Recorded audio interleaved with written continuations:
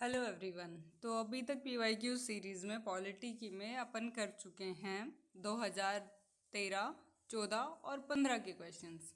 आज बिना किसी देरी के स्टार्ट करते हैं 2016 के क्वेश्चंस। तो फर्स्ट क्वेश्चन है भाई, इसमें निम्नलिखित कथनों में से कौन सा कथन सही है। फर्स्ट स्टेटमेंट है इसके अंदर कि लोकसभा में लंबित कोई विधेयक उसके सत्रावसान से व्यपगत हो जाता है। फर्स्ट स्टेटमेंट ये। सेकंड स्टेटमेंट है कि राज्यसभा में लंबित कोई विधेयक जिसे लोकसभा ने पारित नहीं किया हो, लोकसभा के विघटन होने पर व्यपगत हो जाता है।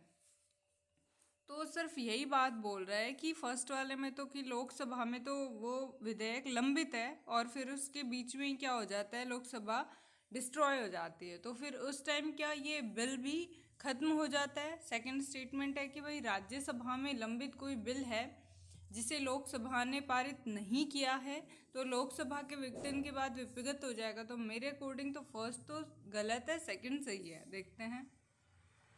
हाँ, तो स्टेटमेंट सेकंड ही आएगा इसका आंसर। पढ़ते हैं इसके बारे में। राज्यसभा एक स्थायी सदन है तथा लोकसभा का समय समय पर विघटन हो जाता है। विधेयक पर कोई फर्क पड़ेगा कैसे, क्या क्या पड़ेगा ये देखते हैं। क्या फर्क पड़ेगा लोकसभा के भंग होने पर।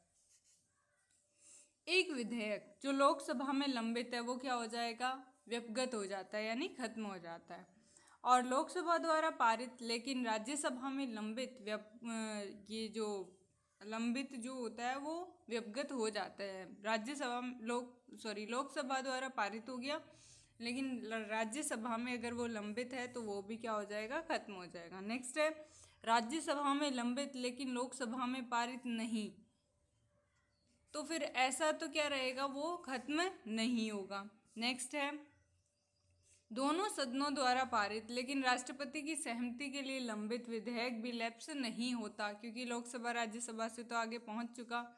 नेक्स्ट है, असहमति के कारण यदि राष्ट्रपति ने संयुक्त बैठक की घोषणा लोकसभा के विघटन यानी भंग होने से पहले कर दी हो तो लैप्स नहीं होगा। दोनों सदनों द्वारा पारित विधेयक लेकिन राष्ट्रपति ने पुनर्विचार के लिए वापस भेजा हो तो वो भी लैप्स नहीं होगा। तो सत्रावसान से कोई विधेयक लैप्स होता है, सत्रावसान से कोई विधेयक लैप्स नहीं होता है बेसिकली। ठीक है, नेक्स्ट क्वेश्चन है, निम्नलिखित कथनों पर विचार कीजिए। किसी राज्य में मुख्य सचिव को उस राज्य के राज्यपाल द्वारा नियुक्त किया जाता है। मुख्य सचिव वो तो पर्सनल असिस्टेंट मुख्यमंत्री का होता है, तो मुख्यमंत्री चूज करता है। राज्य में मुख्य सचिव का नियत कार्यकाल होता है, नहीं भाई वो मुख्यमंत्री पे बेस्ड होता है। पढ़ते हैं इसके बारे में, ना तो एक ना दो। तो भाई मुख्य सचिव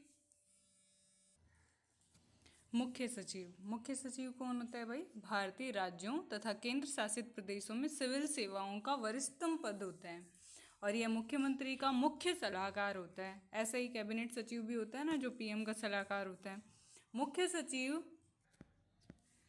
मुख्य सचिव मुख्यमंत्री द्वारा चुना जाता है, न कि राज्यपाल द्वारा। मुख्य सचिव का कार्यकाल प्रणाली से बाहर रखा गया है। इस पद के लिए निश्चित कार्यकाल नहीं होता है।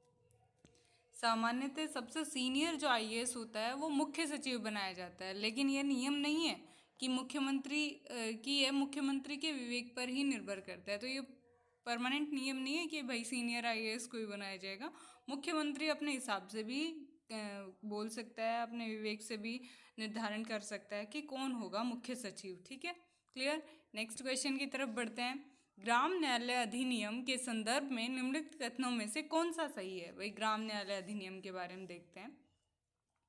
इस अधिनियम के अनुसार ग्राम न्यायालय केवल सिविल मामलों की सुनवाई कर सकता है, आपराधिक मामलों की नहीं। भाई ग्राम न्यायालय का तो मतलब होता है वो किसी भी टाइप के मामले हों, आपराधिक हों, सिविल हों, सबकी देखरेख करेगा। ठीक है, तो ये तो हो नहीं सकता। सेकंड स्टेटमेंट है, यह अधिनियम स्थानीय सामाजिक सक्रियतावादियों को मध्यस्थ सुलहकर्ता के रूप में स्वीकार करता है। तो हाँ भाई, इसमें न्यायाधीश वगैरह ये क्या रहते हैं भाई, मध्यस्थी होते हैं इसके अंदर। पढ़ते हैं इसके बारे में।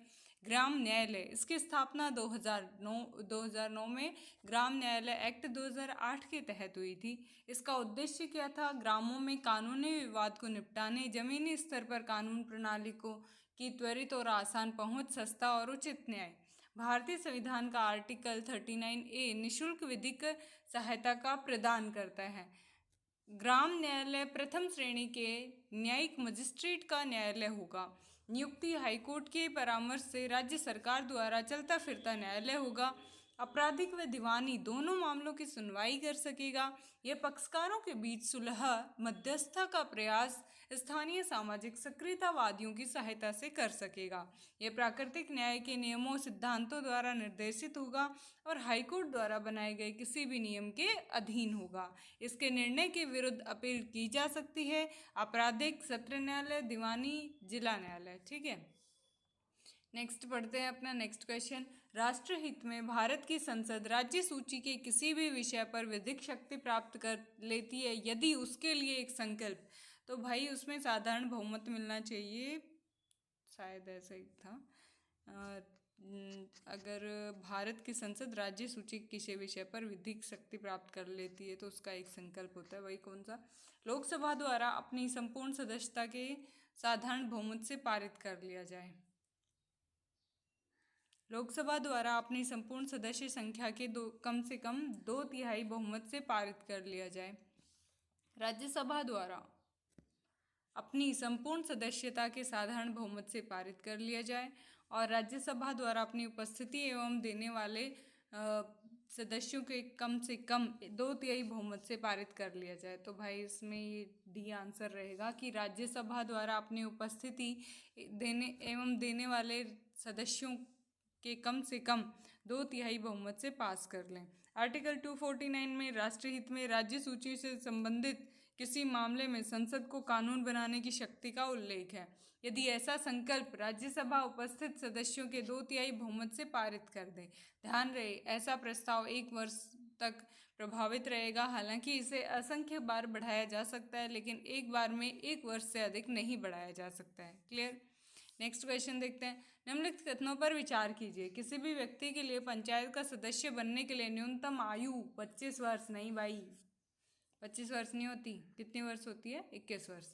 पंचायत के समय पूर्व भंग होने के पश्चात पुनर्गठित पंचायत केवल बचे हुए समय के लिए होती है। पढ़ते हैं।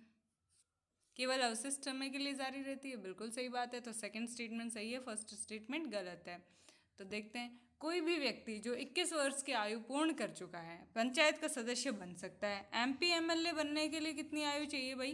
25 वर्ष न्यूनतम आयु निर्धारित है।